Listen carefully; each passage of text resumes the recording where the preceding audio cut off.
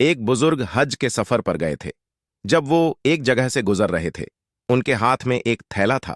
उसमें कुछ पैसे थे। अचानक एक चोर उनके हाथ से थैला छीन कर भाग गया। जब चोर काफी दूर निकल गया, तब अचानक उसकी आंखों की रोशनी खत्म हो गई।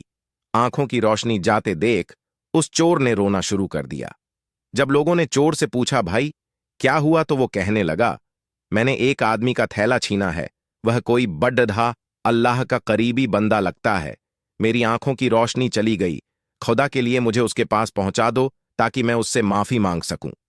जब लोगों ने पूछा कि यह किस्सा कहां पेश आया, तो कहने लगा, फलां नाई की दुकान के करीब पेश आया। लोग उसको उस दुकान पर ले गए और नाई से पूछा कि इस तरह का कोई आदमी यहां से गुजरा है, आप उसे जानते हो?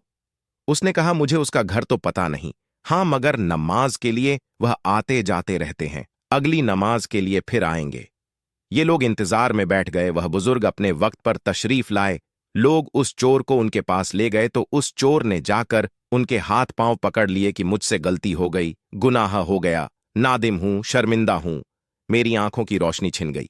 आप अपने पैसे वापस ले लीजिए और मुझे माफ कर दीजिए ताकि अल्लाह ताला मेरी आंखें ठीक कर दें।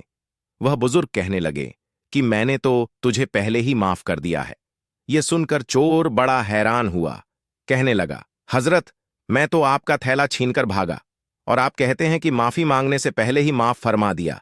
वह फरमाने लगे, हां, मेरे दिल में कोई बात आ गई थी। फरमाने लगे, मैंने एक हदीस पढ़ी जिसमें नबी अकरम ने फरमाया कि कयामत के दिन जब मेरी उम्मत का हिसाब पेश किया जाएगा, तो मैं उस वक्त तक मीजान के करीब रहूंगा जब तक मेरे आखिरी उम्मती का फैसला नहीं हो जाता।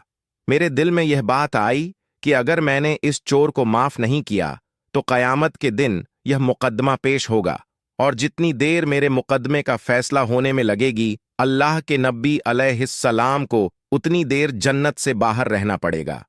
इसलिए मैंने माफ कर दिया कि न तो मुकदमा पेश होगा, न ही मेरे महबूब को जन्नत में जाने में देर लगेगी। वह जल्द जन्नत में तशरीफ ले जाएंगे।